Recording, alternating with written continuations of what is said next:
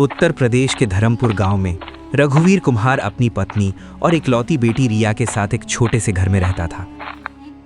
उस दिन सुबह रघुवीर कुम्हार अपने बर्तन लेकर दुकान के लिए निकल रहा था। कब तक ऐसा चलेगा रघुवीर? हर रोज सुबह कुछ आस लेके जाते हो और शाम को निराश होकर लौटते हो। हमारी बेटी बड़ी हो रही है, उसके भविष्य के बारे में सोचना पड़ेगा। क्या तुम्हें नहीं दिखता, पूरे गांव में सबसे गरीब हम हैं।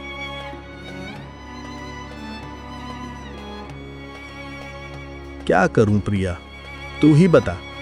मेरी किस्मत ही साथ नहीं दे रही है तो मैं क्या करूं। जब भी हालात सुधरने लगते हैं कुछ ना कुछ ऐसा हो जाता है कि फिर से सब खत्म हो जाता है।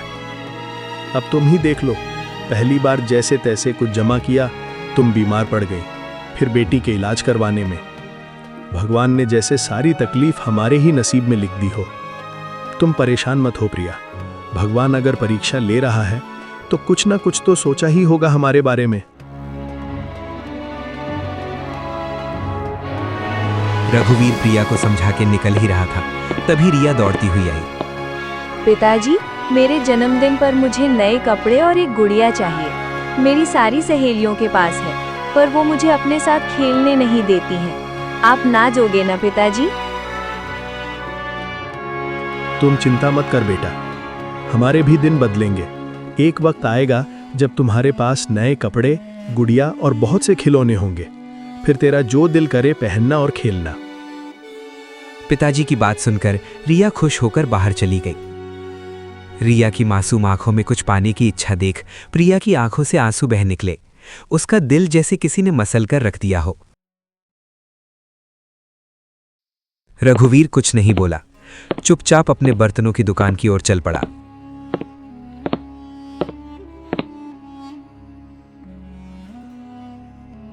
रघुवीर कुम्हार की दुकान गांव के चौराहे पर थी। उस दिन जैसे ही उसने बर्तन उठाए, उसे लगा उसके बाहों में अब पहले जैसी ताकत नहीं रही।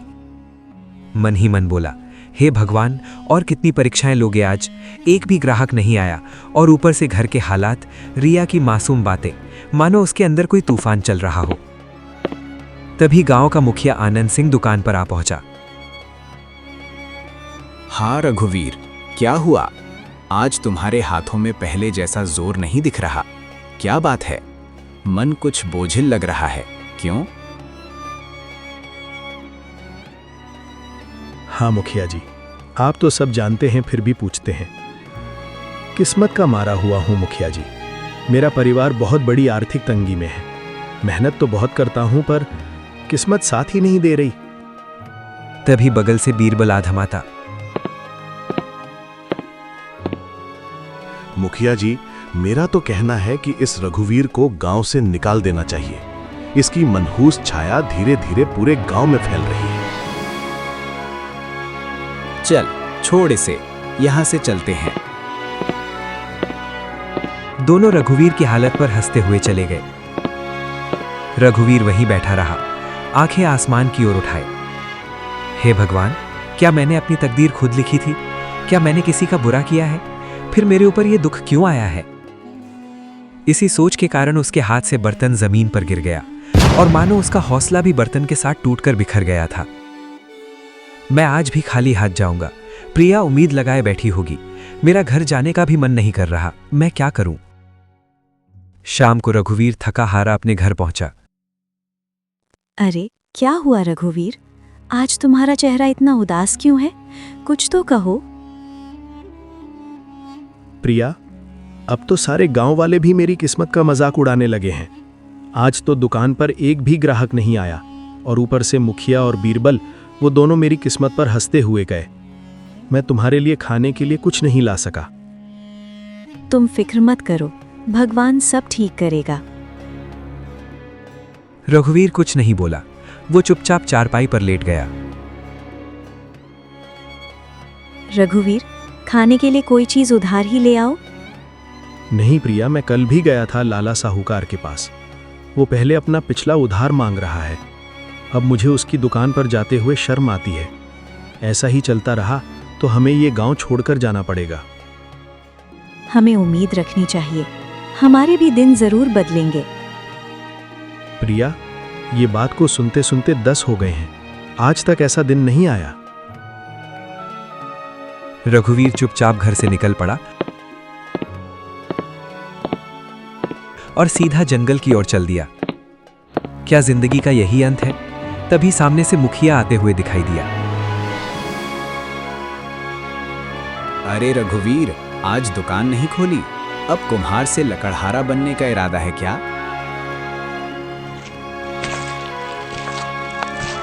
रघुवीर बिना कुछ बोले जंगल की गहराई की ओर बढ़ गया। वो एक घने वृक्ष की छाह में बैठ गया। मैं मर्द हूं ना, इसलिए किसी के सामने रो नहीं सकता। अगर प्रिया और रिया मुझे रोते हुए देख लेते तो उनका मनोबल टूट जाता। रघुवीर मन ही मन बड़बड़ाने लगा। तभी एक आवाज आई। कोई मेरी मदद करो, कोई मेरी मदद करो। साधु महाराज, आप यहां कैसे आए? आपको क्या हुआ? बेटा, मैं राजमहल की ओर जा रहा था कि रास्ते में मेरे पैर में जोर की मोच आ गई। मुझे बहुत प्यास लगी है, पानी पिला दो बेटा। अगर जल्दी पानी नहीं मिला तो गला सूख जाएगा और हो सकता कि जीवित न रह सकूं। फिक्र न कीजिए महाराज, बताइए अगर आपको पता हो कि पानी कहाँ मिलेगा तो मैं अभी ले आता हूँ। बेटा, यहाँ से लगभग 3 मील दूर पूर्व दिशा में एक तालाब है। तुम मेरे लिए वहां से पानी ले आओ।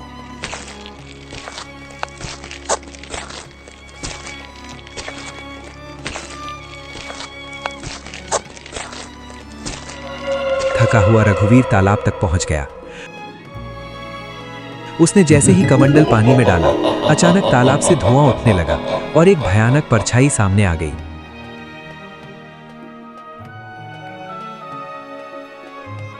तेरी हिम्मत कैसे हुई इस तालाब का पानी लेने की? अगर तुझे ये जल चाहिए तो मेरी एक पहेली का उत्तर देना होगा। अगर उत्तर गलत दिया तो इसी तालाब में डुबोकर मैं तुझे मार दूंगी। मैं यहाँ से जल लिए बिना बिल्कुल नहीं जाऊंगा। मैंने किसी से जल लाने का वादा किया है। तू मेरी ये पहेली सुन। एक घर ऐसा जो हर दिशा में खुला हो, जिसके अंदर उजाला हो पर ना कोई खिड़की हो, ना कोई दरवाजा, ना कोई दीवार हो, ना ही कोई जमीन, फिर भी सब कुछ उसमें समाया हो। बताओ कौन है वो?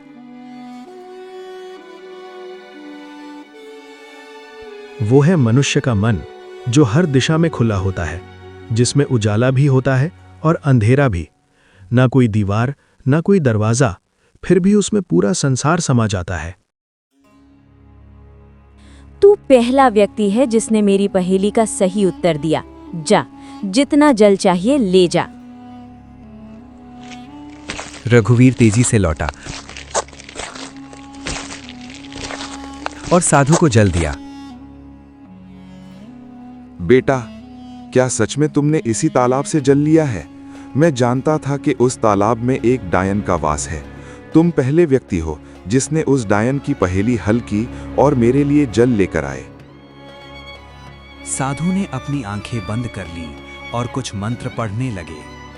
तभी वहां एक बहुत बड़ा खजाना प्रकट हुआ। तुमने मेरी मदद की है, इसलिए मैं तुझे ये भेंट देना चाहता हूँ। नहीं महाराज, मैं ये नहीं ले सकता हूँ। मैंने आपकी मदद की क्योंकि आपको मदद की ज़रूरत थी और ज़रूरतमंद की मदद करना मेरा फ़र्ज़ है। इसके बदले मैं ये खजाना नहीं ले सकता हूँ। मैंने ये बहुत सोच समझ कर तुम्हें दिया है। मैं जानता हूँ तुम एक ईमानदार इंसान हो। इस खजाने का इस्तेमाल केवल ज़रूरतमंद लोगों की मदद करने में करना। अगर इस खजाने का इस्तेमाल गलत कामों में किया तो ये गायब हो जाएगा। शाम को रघुवीर घर लौटा। उसके साथ खजाना देख पत्नी और बेटी देखती ही रह गई। ये खजाना आपको कहाँ से मिला? आपने कहीं चोरी की है? रघुवीर कुछ कह पाता इसके पहले ही पत्नी ने सवालों की बारिश कर दी। रघुवीर ने पत्नी के सारे सवालों के जवाब दिए और जंगल में घटित घटना को प्रिया को बताया।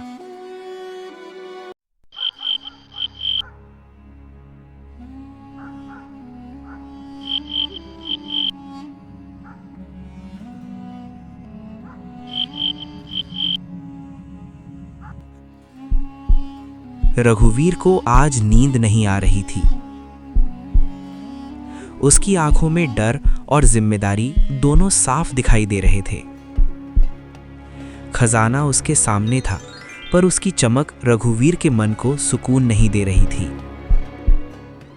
उसके दिल में एक अजीब सी बेचैनी थी।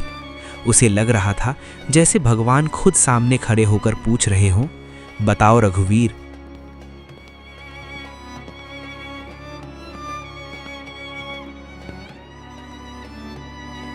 क्या हुआ? परेशान लग रहे हो। प्रिया, ये खजाना हमें अमीर बनाने नहीं आया है, परंतु हमें परखने आया है। अगर हमने इसका गलत इस्तेमाल किया तो सब खत्म हो जाएगा। हमें इस खजाने का इस्तेमाल हम जैसे गरीब लोगों के भलाई में करना होगा। प्रिया, हमने गरीबी देखी है, लोगों की बेरुखी देखी है, पर किसी का हक नहीं छीना।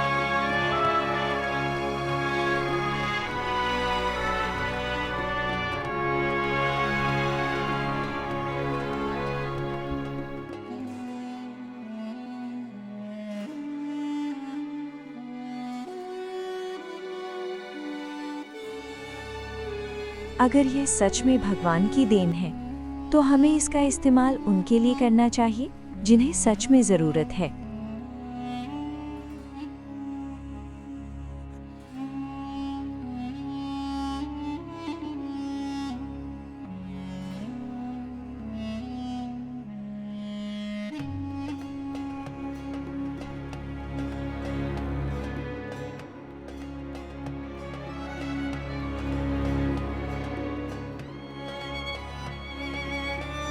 रघुवीर और प्रिया ने लोगों की मदद करने की योजना बनाई। पहला दिन।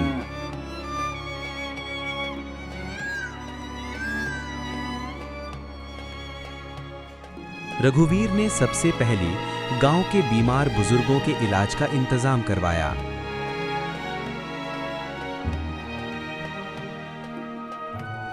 दूसरा दिन।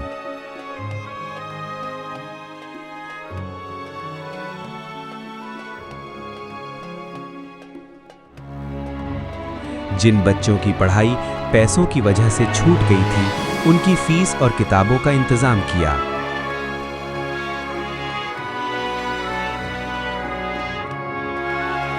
तीसरा दिन।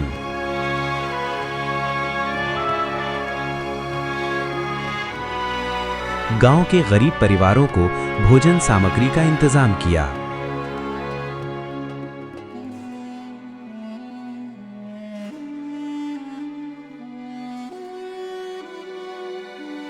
कुछ ही दिनों में पूरे धर्मपुर गांव में रघुवीर के कामों की चर्चा होने लगी।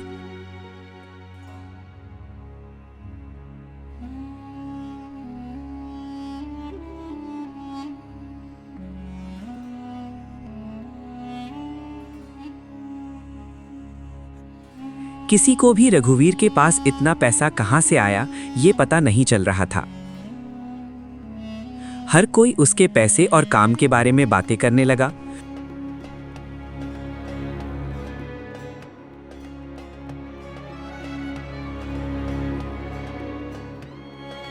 कुछ ही महीनों में धर्मपुर गांव में बदलाव दिखने लगे।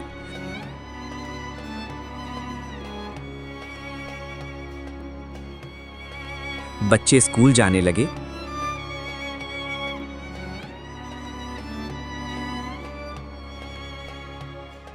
बीमारी दूर होने लगी।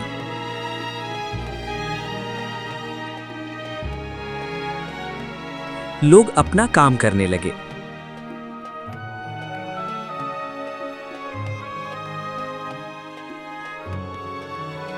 एक दिन वही बीरबल और मुखिया आनंद सिंह रघुवीर के घर आए। रघुवीर, सुना है तुम गांव के लोगों की बहुत मदद कर रहे हो। इतना धन कहां से आया?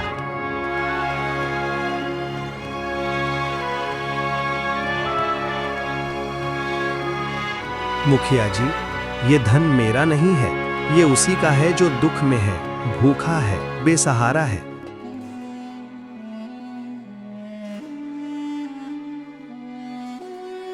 लगता है किस्मत अब तुम्हारे साथ है।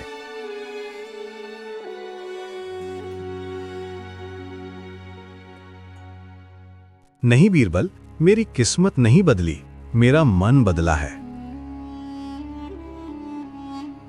ये सुनकर मुखिया और बीरबल दोनों चुप हो गए।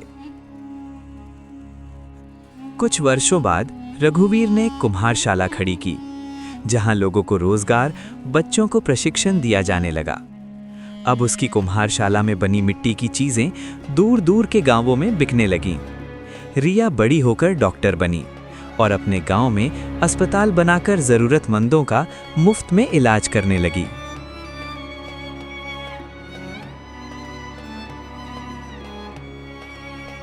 रघुवीर ने गांव में एक स्कूल खोला। अब बच्चों को पढ़ाई के लिए शहर नहीं जाना पड़ता।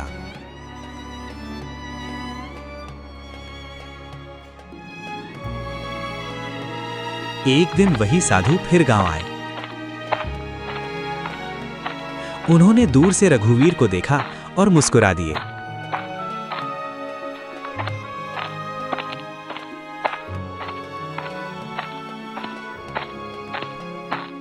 रघुवीर ने साधु का सम्मान किया और शुक्रिया अदा किया।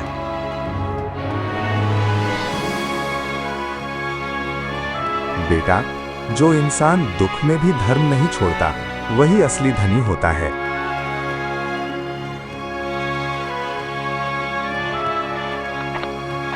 इतना कहकर साधु आंखों से ओझल हो गए। रघुवीर समझ गया, अब उसे उस खजाने की जरूरत नहीं, क्योंकि अब उसके पास मेहनत, ईमानदारी और आत्मसम्मान था।